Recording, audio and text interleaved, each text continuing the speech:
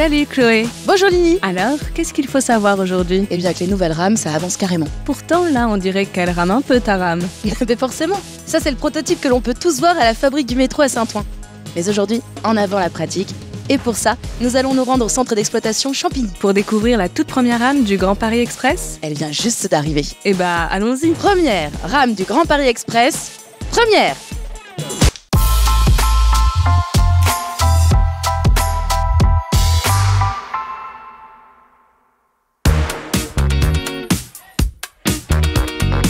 Et bonjour Arnaud, moi c'est Chloé, elle c'est Lily. On est à Champigny-sur-Marne, où se trouve la Marne. Oui, merci Lily. Et aussi un des 6 centres d'exploitation du Grand Paris Express. Est-ce que tu peux nous en dire un peu plus? Alors le centre d'exploitation Champigny, donc il a 2 fonctions principales. Une première, c'est un PCC, un poste de commandement centralisé, mais c'est aussi un centre de maintenance et de remisage. Et c'est aussi ici qu'est arrivé le premier train du Grand Paris Express. Je veux bien tout de suite poser ma question que tout le monde se pose, mais que personne n'ose. Je t'en prie Lily, vas-y. Mais d'où viennent les rames? Ces rames, elles sont fabriquées par Alstom à Valenciennes, dans le nord de la France, et financées par Île-de-France Mobilité. Chaque voiture arrive par la route, par convoi exceptionnel, et chaque convoi met à peu près 2 jours pour faire le trajet depuis Valenciennes jusqu'à Champigny. Et la première voiture est arrivée au tout début de l'été 2023. Après l'arrivée des voitures, on procède au déchargement, c'est bien ça?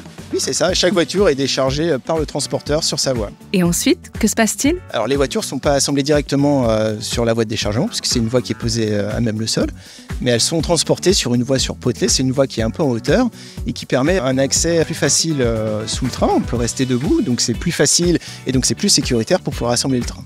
Là, je te propose, Chloé, c'est qu'on aille voir la rame de plus près. Avec plaisir.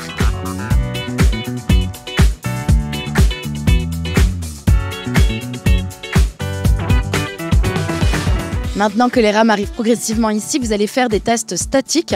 C'est quoi au juste? Avant même de commencer les essais statiques du train, on a réalisé un certain nombre d'essais de d'autres systèmes. C'est ce qu'on appelle les prérequis des premiers essais statiques du train. Et parmi ceux-là, on a par exemple testé, validé la traction. Donc la traction, c'est quoi? C'est l'énergie dont le train a besoin pour fonctionner. Et donc nos premiers essais statiques, ils vont consister à vérifier qu'on a bien réassemblé le train. Donc on va venir vérifier la communication à bord du train, la climatisation, que les portes fonctionnent, que les commandes de frein, de parking et d'urgence fonctionnent. En bref, toutes les fonctions du train. Attendez, mais un métro, c'est surtout fait pour se déplacer. Les tests ne vont pas être que statiques, j'imagine. Bah oui, c'est sûr, mais ça suit une logique en fait. Une fois ces tests statiques réalisés, on peut commencer les essais dynamiques. Alors d'abord à faible vitesse, on va venir vérifier que le train accélère, décélère bien, et également le freinage d'urgence. Et ça, on va le faire d'ici jusqu'à la ligne 15 Sud, donc via le tunnel de raccordement. Tu l'auras compris, ces essais, c'est vraiment le début de l'histoire. Il y a encore beaucoup d'essais à réaliser. Et tous ces essais vont se réaliser dans les mois à venir jusqu'à la mise en service de la ligne 15 Sud. C'est super, un grand merci Arnaud. Avec plaisir.